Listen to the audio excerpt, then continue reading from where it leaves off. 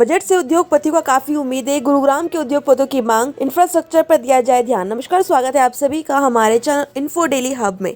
आपको बता दें कि कल चंडीगढ़ में हरियाणा सरकार अपना बजट पेश करेगी। बजट को लेकर जिस तरह से उद्योगपतियों को काफी उम्मीदें हैं, ऐसे में उद्योगपतियों का कहना है कि हरियाणा सरकार बजट में उद्योग को ध्यान में रखते हुए इंफ्रास्ट्रक्चर को मजबूत करे और इलेक्ट्रॉनिक वाहनों के लिए एक अलग से पॉलिसी लाई जाए, जिससे लोगों को सब्सिडी देकर ज्यादा से ज्यादा इलेक्ट्रॉनिक वाहन इस्तेमाल करने के प्रति जागरूक किया जाए।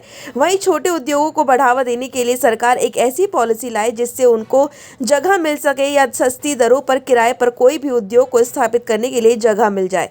वहीं होटल इंडस्ट्री को लेकर भी काफी उम्मीदें सरकार से जताई जा रही हैं। गुरुग्राम प्रदेश को आर्थिक नगरी कहा जाता है और ऐसे में गुरुग्राम में तमाम सुविधाएं लोगों को मिल पाए। शिक्षा, चिकित्सा, उद्योग जगत, इंफ्रास्ट्रक्चर मजबूत हो जिससे जनता को राहत मिले, इसको लेकर काफी उम्मीदें जनता जता रही है। सर, कल बजट पेश होने वाला है हरियाणा सरकार का। किस तरह की उम्मीदें उद्योगपति के तौर पर आप लगा रहे हैं बजट से? मैं इस बारे में एक नए स्ट्रक्चर, नए एरिया के बारे में बात करना चाहूँगा जिसमें शायद गवर्नमेंट का भी ध्यान कम है और वो जारी है। वो है ड्रोन टेक्नोलॉजी का। आज ड्रोन की आवश्यकता दिन प्रतिदिन बढ़ती जा रही है, इम्पोर्टेंस में बढ़ती जा रही है। और गुड़गांव एक्सेल्फ के अंदर में ऑटो सेक्टर के स्पेयर पार्ट बनाने वाली बहुत सी कंपनियाँ यहाँ अवेलेबल है।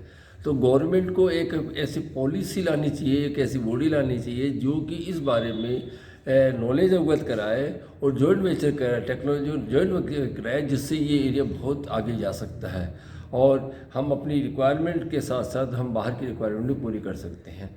दूसरा, इसी के अंदर में सेमीकंडक्टर का एरिया है। जो सेमीकंडक्टर सब जगह लगते हैं, गाड़ियों में लगता है, सब जगह लगता है। वो प्रैक्टिकली हम यहाँ मैन्युफैक्चर नहीं करते। मेरी जानकारी के हिसाब से बड़े स्ट्रक्चर के हिसाब से, बड़े इंफ्रास्ट्रक्चर के अलावा भी स्मॉल और मीडियम्स के अंदर में भी ये बनाए जा सकते हैं। तो लेकिन यहाँ में के लोगों को इसके बारे में पूरा नॉलेज नहीं है, टेक्निकल नो हाउ नहीं है।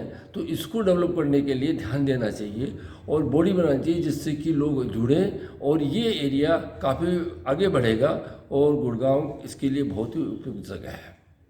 इसके अलावा एक बात और ध्यान में है कि यदि हम इंदौर शहर को देखते हैं तो वहाँ सफाई बहुत अच्छी है और इंडिया में, और जबकि हम गुड़गांव को देखते हैं तो स्थिति बहुत ज़्यादा ख़राब है। तो यहाँ में हम इस पर सेक्टर से हम सिविलियंस को अवेयर करने के साथ साथ जो हमारे पास डंप पड़े हैं उनसे एनर्जी डेवलप करें और उनको डिस्पोज ऑफ करने के एडवांस तरीके खोजें और उस पर जी जान लगा के सरकार काम करे, जिससे यहाँ का वायु प्रदूषण भी कम हो और हम सफाई के में भी आगे बढ़ें। जी मेरा बोल। ठीक है। सर, कल हरियाणा सरकार की तरफ से मुख्यमंत्री मनोहर लाल बजट पेश करेंगे। उद्योगपति के तौर पर क्या ऐसी चीजें हैं जो आपको लग रहा है कि हाँ, ये बजट में होनी चाहिए? सबसे पहले तो सबको जय श्री राम। मोदी जी ने राम मंदिर बनाने में जितनी मेहनत करी है, जितना प्रयास करा है, उनका तारीफ जितनी की जाए उतनी थोड़ी है। बाकी बजट को लेके मैं एक ही बात कहना चाहूँगा कि मुख्यमंत्री जी गरीब लोगों का ध्यान रखे, उसमें सही लोगों को बेनिफिट दिया जाए। सबसे बड़ी चीज़ है कि एक जो मैं कहना चाहूँगा कि सबको शिक्षा अनिवार्य होनी चाहिए और उसमें 12वीं तक सबको शिक्षा फ्री दें, जिससे कि लोग बाग कोई भी अनपढ़ ना रहे। अगर कोई बच्चा कोई पिता अपने बच्चे को पढ़ाना नहीं चाहता तो उसको सजा देनी चाहिए, ताकि उसको पता चले कि मैं अपने बच्चे को क्यों अनपढ़ कर रहा हूँ।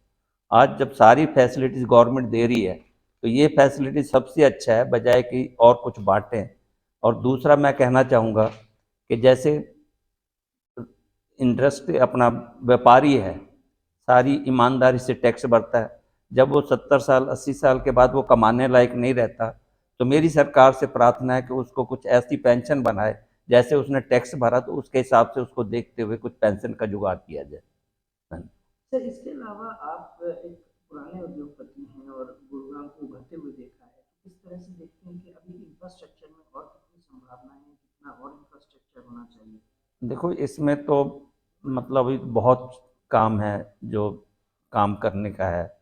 सड़कें हैं, मतलब सारा प्रशासन को अच्छी तरह से देखना है और कहीं गंदगी पड़ी है उसको साफ करना है। ये चीज़ें तो चलती रहेंगी, ये बजट में नहीं आती, इसको तो एक अलग चैप्टर से लेना पड़ेगा।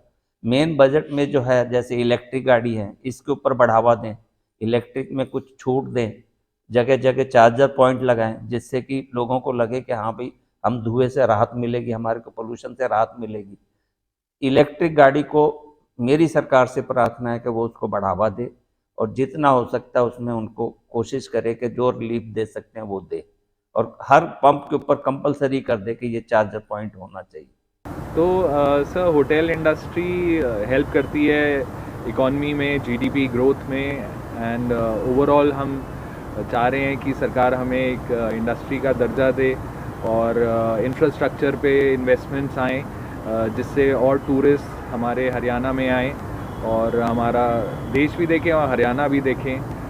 जिस हिसाब से हमारी प्रगति हो रही है और जो बाहर से टूरिस्ट आ रहे हैं, तो हमारे जो छुपे हुए हीरे हैं हरियाणा में, हम चाहते हैं कि उस पर और थोड़ा काम किया जाए, उनको और सुंदर बनाया जाए, फैसिलिटीज़ बढ़ाई जाएं जिससे वहाँ पे और टूरिस्ट आएँ और हमारी इकॉनमी और जीडीपी हरियाणा की भी बढ़े। सर किस तरह देखते हैं, एक बजट से काफ़ी उम्मीदें जो हैं वो आम जनता को होती हैं, उद्योगपतियों को होती है, तो किस तरह देखते हैं? तो सर देखिए, इकॉनमी अच्छा कर रही है। Gurgaon as a millennial city, सारे यहाँ पे कॉर्पोरेट ऑफिसेज हैं, बहुत सारी बड़ी बड़ी कंपनीज़ हैं, फॉर्च्यून 500 कंपनीज़।